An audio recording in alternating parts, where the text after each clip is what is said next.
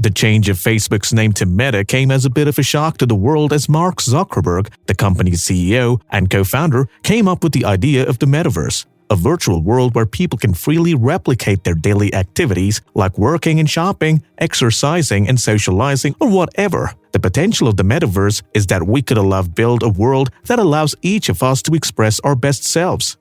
But if you put all hoopla aside, there are many questions as to how the Metaverse will change our lives. Like, what practical impact will the Metaverse have on the average mainstream consumers? Yes, lifelike avatars and highly realistic virtual environments are cool, but how will that change your life? Or is it just a tech fad or gimmick? Hello everyone and welcome back to the Metaverse Economy channel. In this video, I will share a few predictions on how the Metaverse will change the world, change our reality, and completely change the way we work. Don't forget to subscribe if you want to catch more videos like this. Before that, let's break down the basics. What is a Metaverse anyway? If you watched the science fiction TV series dubbed Upload, you should already be familiar with the basic idea behind the Metaverse. In the movie, the minds of those who recently died are uploaded into a sort of digital heaven, a virtual reality where the deceased can continue to exist and even enjoy life or afterlife. If you aren't scared yet, the good news is that you don't exactly need to be dead to enjoy the pleasures and delights of the virtual reality with the Metaverse. So far, it's about a 3D digital world that can be experienced by living people with a computer and VR gadgets like headsets, gloves, suits, and other input devices that provide the relevant feedback to the body. In this virtual environment, people are expected to exist as avatars throughout which they interact with their kind and other life forms such as AI as well as the environment itself. In a sense, it's all about doing the same stuff we routinely do in our normal lives face-to-face, but in an engaging, entertaining, and probably more productive way apart from doing what we can't possibly do on this side. As the term itself implicitly assumes, there can only be one metaverse, the metaverse encompassing all existing worlds, virtual or otherwise. And this is not just some pesky semantics. In fact, that's the only way the idea would make sense on a grand scale, as a unified digital universe made up of diverse virtual realities, plus the real world around us. The irony is thus defined, the metaverse already exists. It's called the internet. And that's the main reason why the metaverse as envisioned by Zuckerberg cannot be anything but an extension of the internet, a vast virtual reality equally available across the web. But not without restricted areas, of course. How will the metaverse change the world? There are many things that we will do differently if the metaverse ever comes to life. You could play first-person shooter video games in the metaverse that look like they're in real life. You could take a British history class taught by a digital representation of King George III or learn about the theory of relativity from Albert Einstein himself. You could attend a TED Talk or give one or go to church. You could hook up your exercise bike to race against Maurice Garin in the Tour de France, or your running machine to run against Usain Bolt at the Olympics, and alas, of course. You could go to the zoo. You could be an animal at the zoo, visit the Louvre Mons or the International Space Station. You could go for a walk on Mars, Neptune, float in space, play red light, green light with your friends in Squid Game. You could go shopping, trying on outfits that once you pay for are actually mailed to your house. You could go to a theme park and ride the world's biggest roller coaster and maybe even throw up in real life. There are so many mind-blowing things to achieve with virtual reality, and the metaverse only begins to scratch the surface. The first change that will come with the metaverse is that we will begin to experience ourselves in new and exciting ways.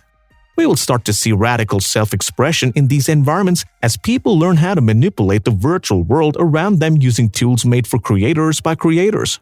If you don't have time to create your own world, you can explore the worlds of others and even potentially use their creations as your own.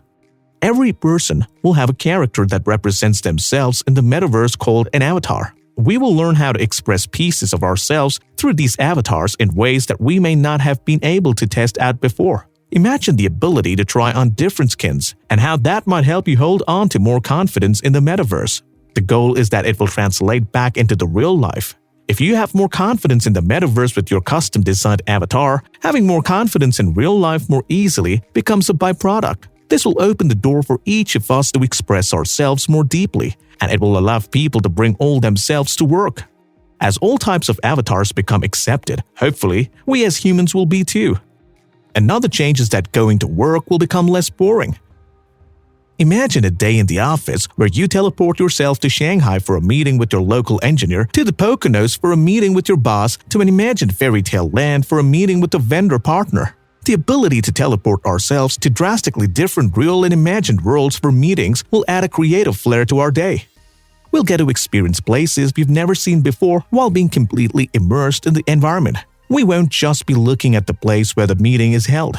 Instead, we will be living and experiencing it as if we were truly there. The pure creative power that will be available will help us all expand our imaginations. Goodbye, boring conference rooms. Hello, collaboration destinations. Another significant appeal of the metaverse for the average consumer lies in shopping and retailing.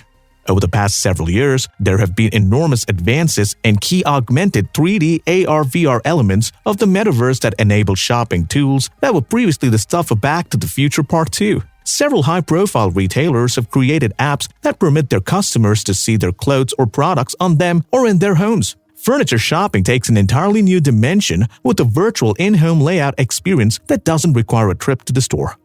The e-commerce space, of course, received a strong dose of adrenaline during the pandemic. New VR and AR technologies will represent an even more significant vehicle for retailers to leverage the e-commerce space for a most robust omni-channel shopping experience that brings together consumers' physical and digital worlds.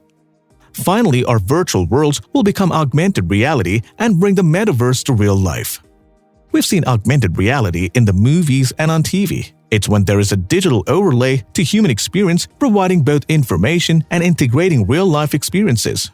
Over the past few years, there have been a slew of companies working on digital glasses, headsets, and contact lenses, including Facebook, Apple, Google, Ray-Ban, and others, that could end up adding a layer of the metaverse to real life. In these scenarios, the metaverse wouldn't be just a place where you go into the digital world, but a place that's layered on top of the real world in a form of augmented reality. In this scenario, you could imagine wearing your digital avatar out in the real world, where other people who are wearing headsets see an augmented version of their reality, including you dressed up as your digital avatar, which could also change based on who is looking at you.